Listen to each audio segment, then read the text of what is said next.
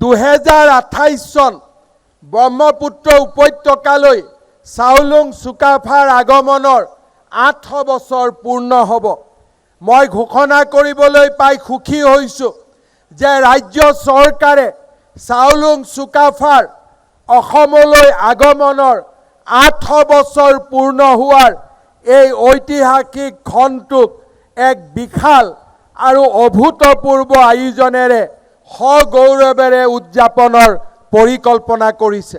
এই আয়োজন হ'ব চুকাফা আৰু অসমীয়া জাতিৰ ঐতিহাসিক তথা সাংস্কৃতিক ঐতিহ্যক সমগ্ৰ ভাৰতবৰ্ষ আৰু বিশ্ববাসীৰ সন্মুখত তুলি ধৰাৰ এক সোণালী সুযোগ।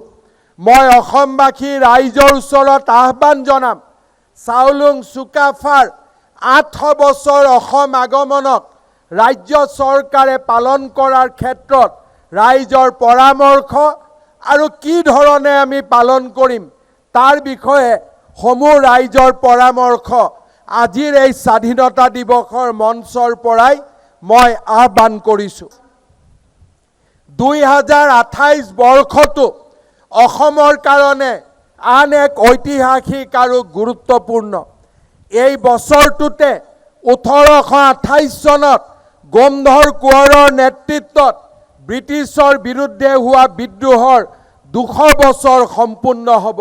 অসমৰ স্বাভিমান ৰক্ষাৰ বাবে যুঁজখনৰ এই 200 বছৰ পূৰ্তিকো ৰাজ্য চৰকাৰে বিশেষভাৱে পালন কৰাৰ বাবে সিদ্ধান্ত গ্ৰহণ কৰিছে।